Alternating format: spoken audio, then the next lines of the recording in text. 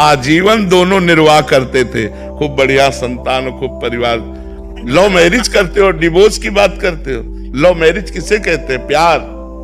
अगर एक बार तुम्हें प्यार करके स्वीकार किया तो आजीवन तुम्हारा निर्वाह करे, फिर किसी और की तरफ ना देखे। नहीं, गांव में डिवोर्स, अरे शाम तक पति पत्नी में अगर दिन सुबह लड़ाई हुई तो शाम तक फिर खा पी के बिल्कुल डिवोर्स शब्द कहा है सब। एक दो बातें अगर एक दूसरे के प्रतिकूल हो गई तो शाम तक फिर एक हो गए, उसमें कभी ऐसा नहीं।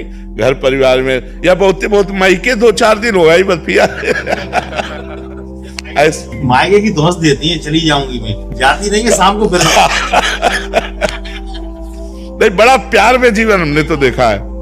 गृहस्थी में हम किसान के घर पैदा हुए तो गांव का हमने जो माहौल देखा है, बड़ा प्यार भरा जीवन था यार, बड़ा प्यार भरा जीवन। आज प्यार का खुला छूट है तो उसी की दुर्दशा हो रही है।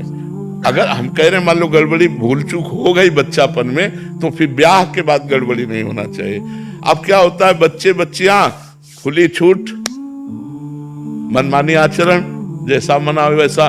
तो ब्याह में बंधन में बंधने के बाद भी खुली छूट, वो उधर तो सब गृहस्थी। थोड़ी सी प्रतिकूलता मिलने पे फिर उसकी याद आएगी, फिर वहीं जाएंगे। हाँ, वो सब बड़ी मर्जी प्रश्न आते रहते हैं बहुत सारे। हाँ, अब ये ऐसी समस्या है कि बिना धर्म का आश्रय लिए इस समस्या का समाधान नहीं हो सकता।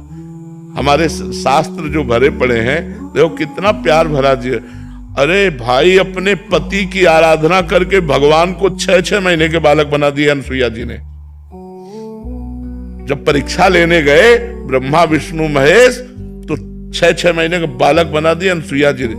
जल लिया हाथ में, कहा मन वचन कर्म से अपने पति को भगवान मानती हूँ, तो मेरे पातिव्रत धर्म से प्रभावित होकर तुम तीनों भगवान 6-6 महीना हो गए।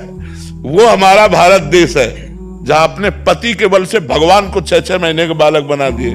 यहाँ बॉयफ्रेंड गर्लफ्रेंड लिविंग रिलेशन, ये भाई।